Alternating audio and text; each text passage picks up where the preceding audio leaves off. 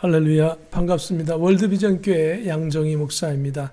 오늘은 요한계시록 14장 14절부터 20절까지의 말씀을 통하여서 무르익은 곡식 그리고 마지막 수확이라고 하는 제목으로 함께 은혜 나누기를 원합니다.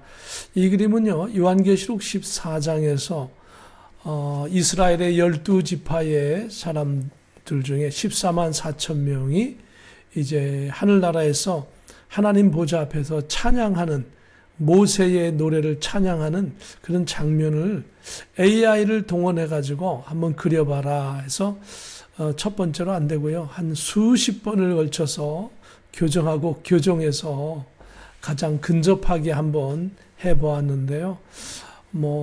이 땅에서 하늘나라의 모습을 표현할 수는 없죠. 하늘나라에서는 이거보다 100배, 1000배, 만배 더 영광스러운 모습이기 때문에 또 비교할 수 없는 그런 모습이지만 우리가 표현할 길이 없습니다. 하늘나라에서 저와 여러분이 하나님을 찬양하며 이스라엘의 12지파의 순교자들처럼 하나님의 복음을 위하여 사는 저와 여러분 되기를 원합니다.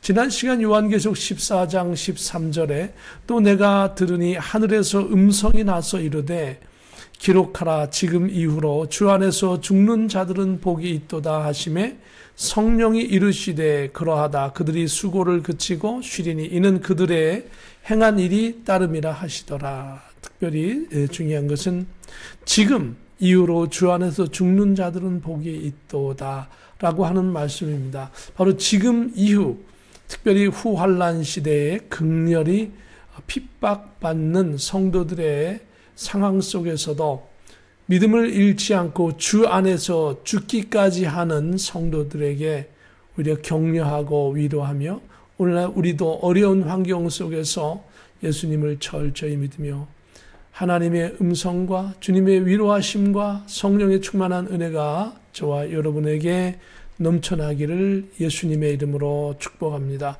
오늘 본문 말씀 14장 14절에는 이어서 또 내가 보니 흰 구름이 있고 구름 위에 인자와 같은 이가 앉으셨는데 그 머리에는 금면류관이 있고 그 손에는 예리한 낫을 가졌더라라고 말씀하고 있습니다. 구름 위에 앉으신 예수님을 사도 요한은 보았습니다. 예수님은 금면류관을 쓰셨고 그 손에는 예리한 낫을 갖고 계셨습니다. 예수님은 마치 농부가 들판에 곡식을 추수하려고 하는 모습을 하고 계신 것입니다. 이미 유대인 14만 4천 명의 순교자들을 추수하신 주님은 이제 이 세상 모든 신실한 성도들을 추수하시려고 준비하고 계신 것입니다. 예수님은 하나님을 농부라라고 표현하셨습니다. 요한복음 15장 1절 2절에 보면 나는 참 포도나무요 내 아버지는 농부라. 물은 내게 붙어 있어 열매를 맺지 아니하는 가지는 아버지께서 그것을 제거해 버리시고 무릇 열매를 맺는 가지는 더 열매를 맺게 하려 하여 그것을 깨끗하게 하시느니라 라고 말씀하셨습니다. 어떤 상황 속에서도 예수님과 함께 신앙 고백 속에서 있고 주님의 믿음을 굳게 지키고 나가는 저와 여러분 되기를 예수님의 이름으로 축복합니다. 야고보서 5장 7절에는 그러므로 형제들아 주께서 강림하시기까지 길이 참으라. 보라, 농부가 땅에서 나는 귀한 열매를 바라고 길이 참아 이른 비와 늦은 비를 기다리나니라고 말씀하고 있습니다.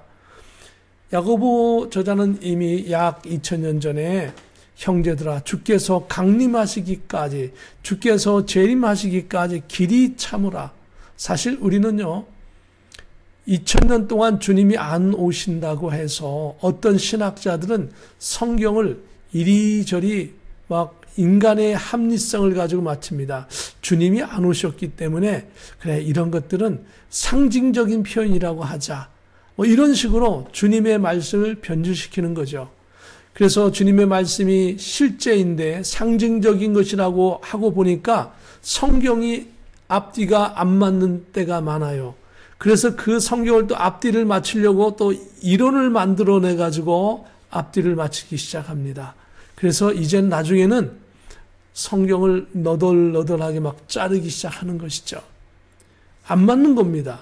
성경은 있는 그대로 믿고 그대로 받아들이면 지금 우리 시대는 이해 안 되는 말씀이 100년 후, 2000년 후에는 이해될 수 있어요.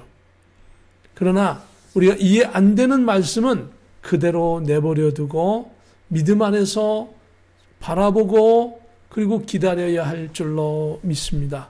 주님이 2000년 동안 재림 안 하셨다고 하셔서 우리가 그것을 짜집기식으로 신학을 만들어서 성경을 난도질해서는 안 된다라고 하는 거죠.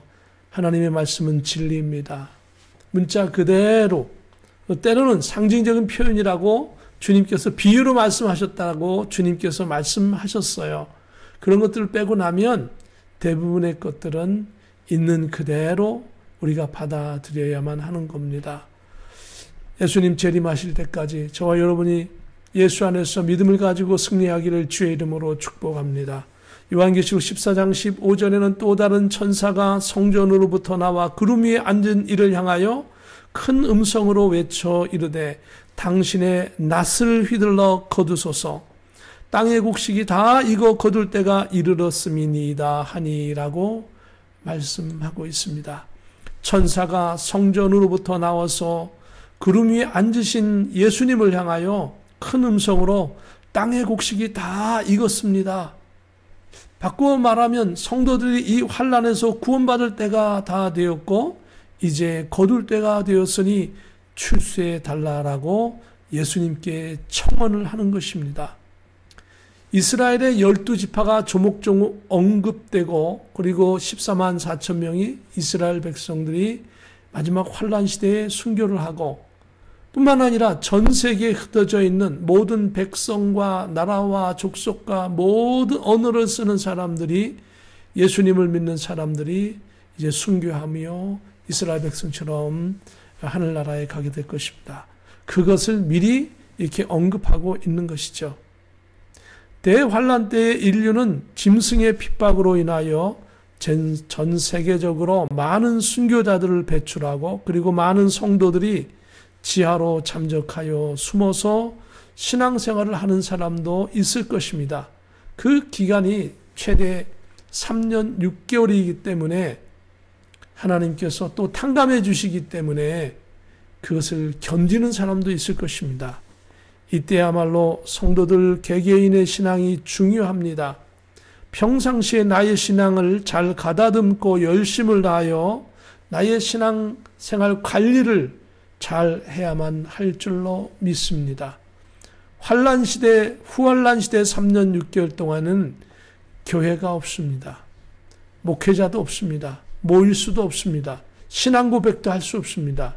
혼자서 몰래 숨어서 신앙생활 해야 합니다. 아니면 당당히 짐승과 맞서 싸우면서 그리고 순교를 해야 하는 시대인 것입니다.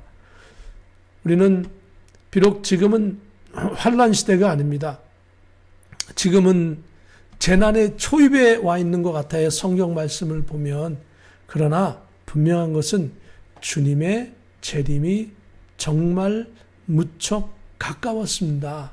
그렇기 때문에 이 말씀을 통하여서 우리의 신앙을 잘 가다듬고 비록 나의 시대에 주님이 안 온다 할지라도 내 시대에 주님이 오는 것처럼 내 신앙생활을 잘 관리하고 그 신앙을 우리의 후배 세대들에게 물려주어야 할 줄로 믿습니다.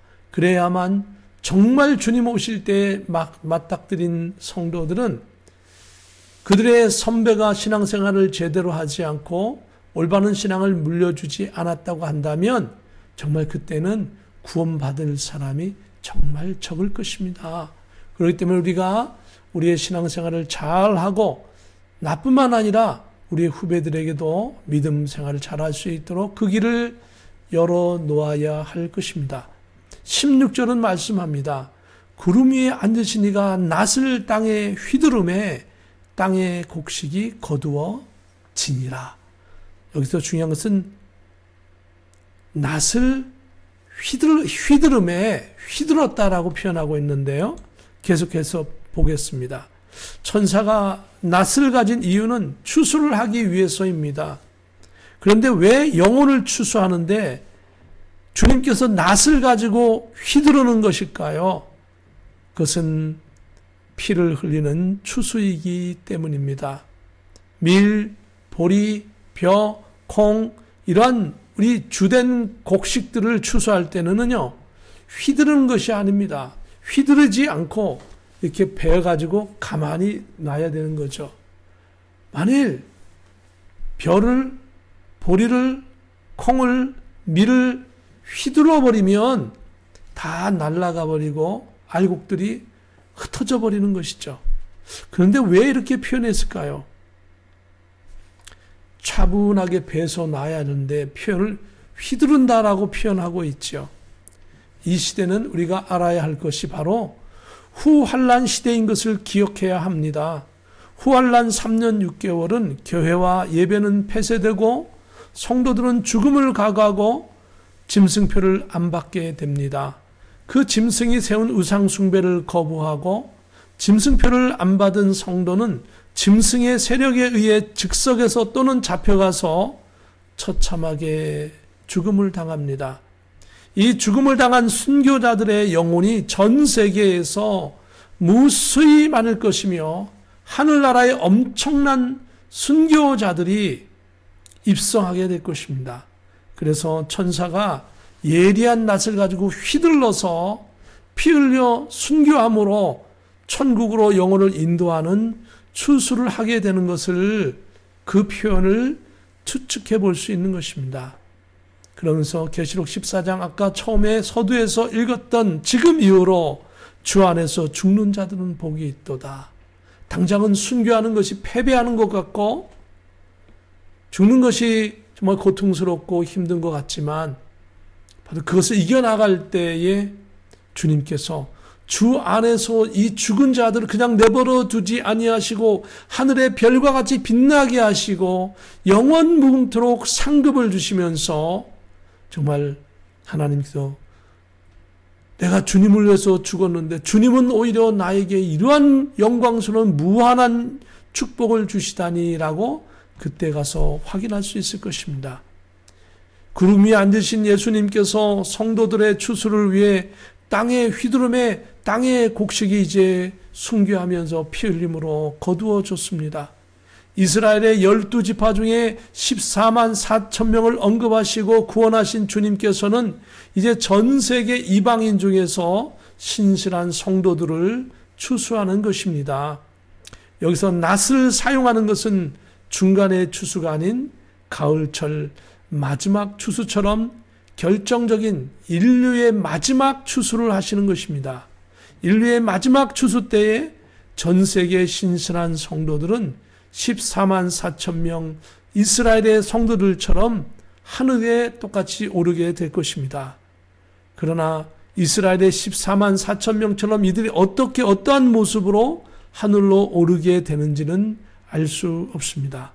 다만 예수님의 재림 전의 대환란 때에 이스라엘 14만 4천 명이 추수되었다는 것은 그들이 짐승의 지시에 불복하고 신앙을 지킴으로 죽임을 당하여 순교하여 그들의 영혼이 천국에서 하나님을 찬양하는 장면임을 추측해 볼 수 있습니다.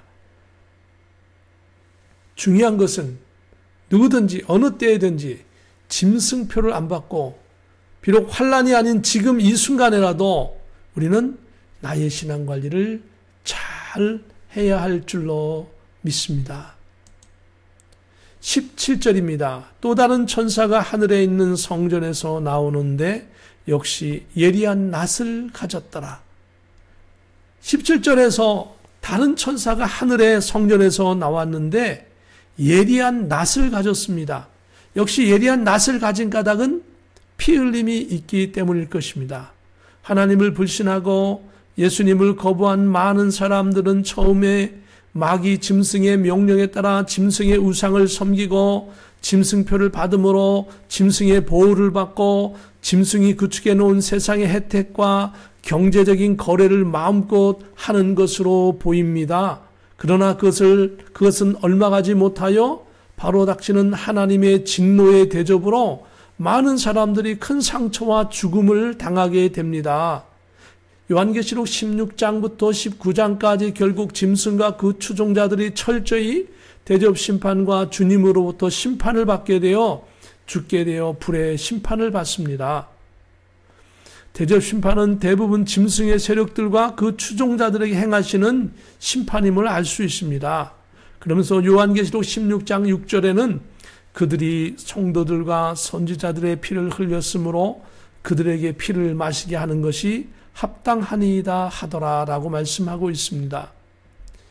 불신자들이 마귀를 추종하는 세력들이 받는 그 심판은 극히 정당하다라고 하는 것입니다.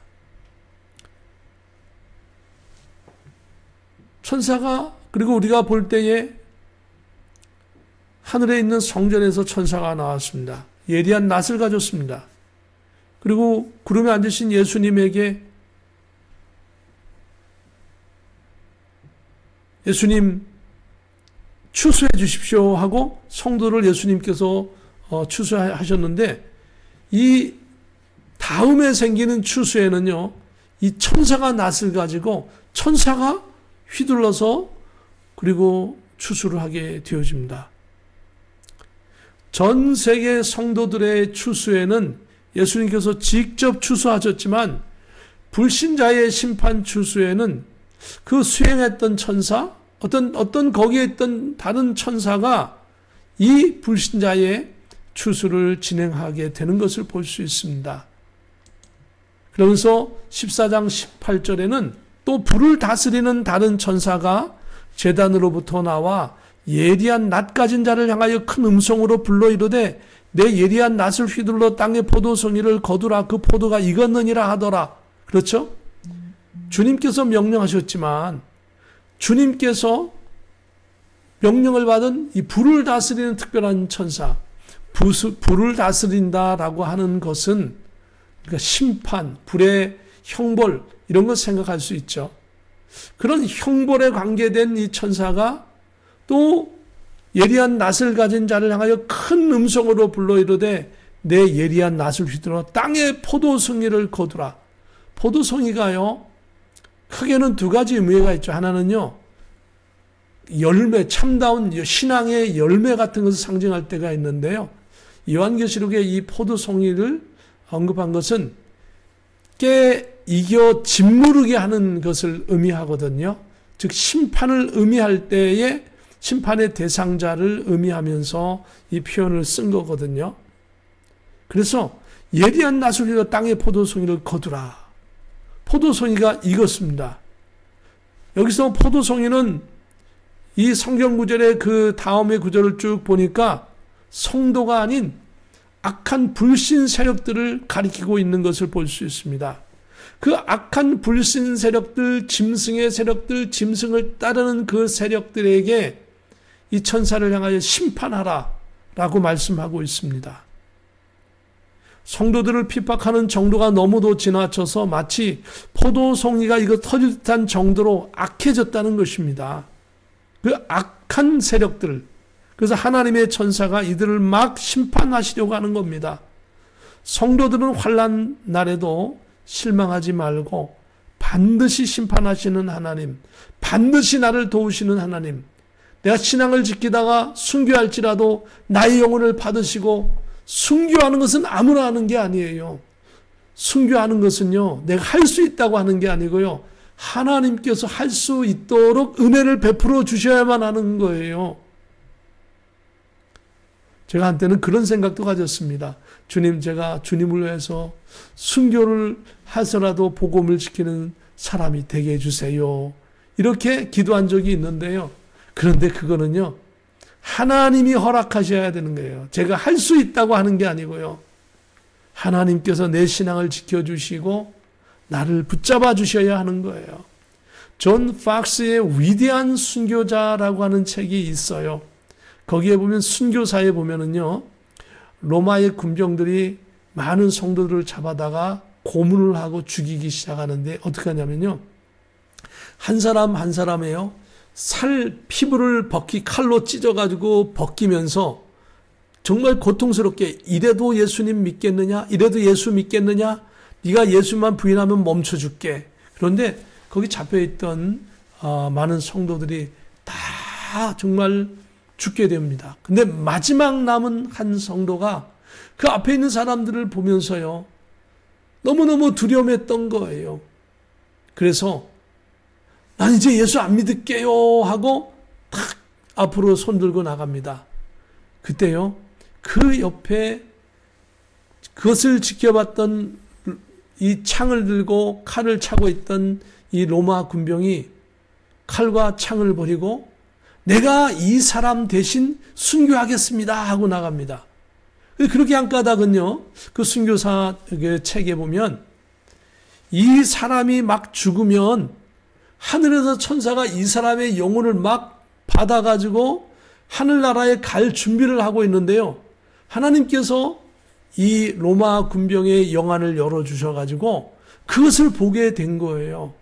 그래서 그 모습을 보고는요, 내가 예수를 믿게 하고 칼과 창을 내려놓고 거기서 죽게 되는 그 스토리를 잠깐 언급해 놓았더라고요. 우린 그것을 보면서 예수님 믿는 것은 기적이다. 여러분과 제가 예수님을 믿는 거 기적이고요. 예수님을 믿는 신앙을 지키다가 순교할 수 있는 건요, 기적 중에 기적이요, 축복 중에 축복이죠. 아무나 할 수 있는 게 아니죠.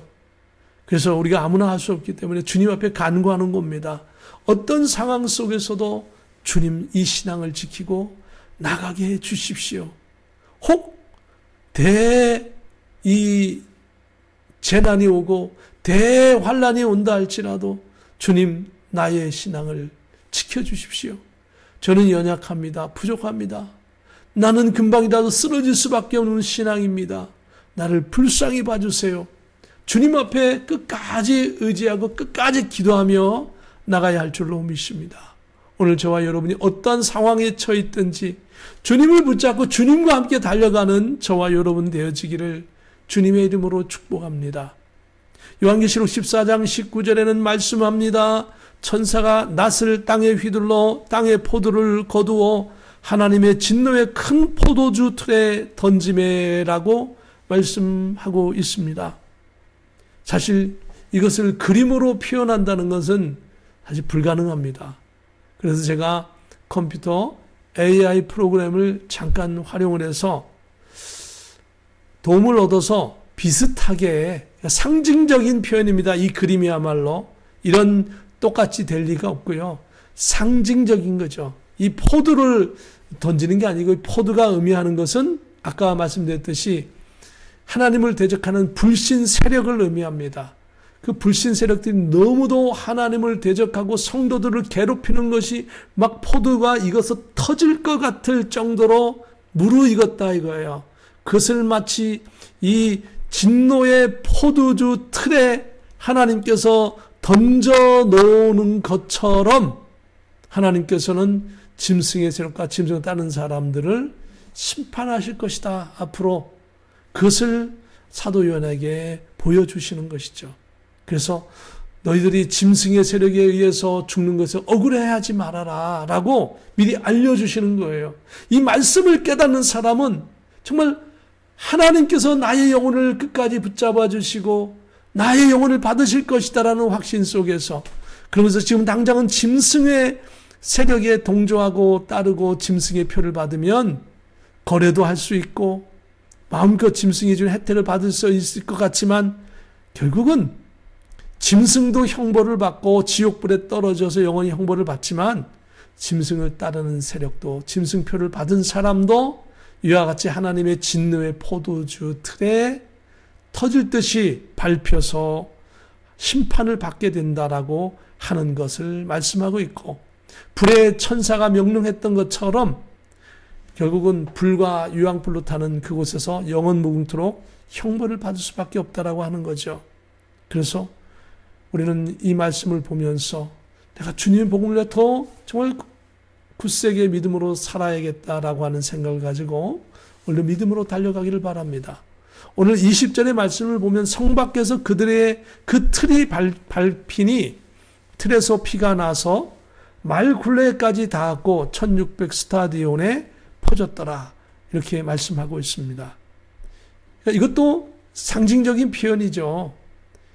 이 틀에서 사실은 포도주 틀에서 포도를 짜면 이 붉은 포도주 색깔의 그런 진물이 나오는 것이죠. 액체가 나오는 거죠. 그것을 마치 불신자들이 하나님 앞에 심판을 받아서 피 흘려서 그 피가 가득 차서 흐르는 것으로 표현하고 있거든요. 그러니까 얼마나 하나님의 진노가 크냐라고 하는 것을 표현하고 있는 것이죠. 그래서 여기서 성 밖에라고 하는 것은요, 구원과 축복이 아닌 심판 또는 재난의 장소, 구원받을 수 없다라고 하는 것을 분명히 표현하는 것이죠. 성도들의 마지막 수확과 반대되는 사건으로 세상의 불신자들에 대한 재난과 심판의 선포인 것입니다. 저와 여러분은 이 심판의 선고를 받는 것이 아니라 축복의 하나님의 선포를 받기를, 예수님의 그 크신 은혜 가운데 믿음으로 승리하기를 주님의 이름으로 다시 한번 축복합니다. 우리는 이것을 보면서 하나님은 분명히 성도들을 이렇게 구원하시고 붙잡아 주시는 거구나. 내가 마귀를 따르면 당장은 편하고 당장은 뭐가 될 것 같지만 하나님의 심판이 있다라고 하는 것을 기억할 때 하나님은 요한계시록에 분명하게 표현하고 있고 말씀하고 있는 것이죠. 그래서 마치 포도송이가 부서지면 포도의 붉은 빗물이 나오듯이 핏물이 나오시죠. 빛처럼 막 빗물처럼 강물처럼 빗물처럼 막 나오는 거죠. 그리고 하나님께서 철저히 악인과 마귀의 세력을 심판하시고 1600 스타디온에 피 튀기듯이 퍼져 모두가 알 수 있도록 하시겠다라고 하는 겁니다. 그래서 1600 스타디온이라고 하는 것은 약 한 295km 정도 되는 거리인데요. 그만큼 긴 거리, 바꿔서 좀 생각하면 이스라엘이 저 위에서부터 저 밑에 끝까지가 한 200수십 킬로 정도 되거든요. 그러니까 온 이스라엘의 이 모든 심판을 다 알게 하시겠다, 이런 표현도 될 수 있죠. 또 바꿔 얘기하면 온 이스라엘뿐만 아니라 온 세계의 짐승의 세력과 하나님을 대적하는 모든 세력이 심판을 받을 수밖에 없다라고 하는 것을 알려주신다라고 생각할 수 있습니다. 그래서 정말 이 시대가 되면, 환난 시대에는 성도들은 분명히 눈으로 보아할 수 있는 무엇이 있겠지만 우리들은 환난 시대에 지금 살고 있지 않기 때문에 다만 사도 요한께서 봤던 환상으로만 우리가 이 표현을 알 수 있기 때문에 우리가 분명한 것은, 이 말씀을 정확한 표현을 할 수 없지만 분명한 것은 어떤 상황 속에서도 예수님을 믿고 믿음으로 살아가야 한다는 겁니다. 오늘 저와 여러분이 어떤 상황에 있든지 예수 그리스도 안에 있기를 주님의 이름으로 축복합니다. 혹시라도 어려움을 겪고 있다고 한다면 주님 앞에 그 모든 것을 내려놓으시고 주님으로부터 도움을 받으시기를 바랍니다. 하나님은 여러분을 사랑합니다. 주님은 여러분의 편입니다. 주님은 내 편입니다. 이기적인 생각이 아니라 주님은 나의 주님이시고 나의 아버지시고, 내가 연약할 때 나를 도우시고, 내가 잘못된 길을 갈 때 채찍을 때리시며 돌아오게 하시고, 그 모든 것이 주님의 은혜입니다. 이번 한 주간도 주님의 은혜 가운데 마지막 환난 시대에 나를 도우시는 하나님, 뿐만 아니라 지금도 나와 함께 하시는 하나님, 그 하나님과 믿음으로 승리하시기를 예수님의 이름으로 축복합니다. 잠깐 기도하고 마칩니다. 거룩하신 하나님, 은혜를 감사합니다. 오늘도 주님의 은혜 가운데 믿음으로 살게 하신 하나님, 이 시대가 아무리 어렵더라도 오직 믿음으로 승리하는 하나님의 백성들이 되게 하옵소서. 어떤 상황 속에서도 늘 주님과 동행하는 하나님의 권속으로 예수 그리스도의 이름으로 승리하는 삶을 살게 하옵소서. 예수님의 이름으로 기도합니다. 아멘. 한 주간도 믿음 안에서 승리하십시오.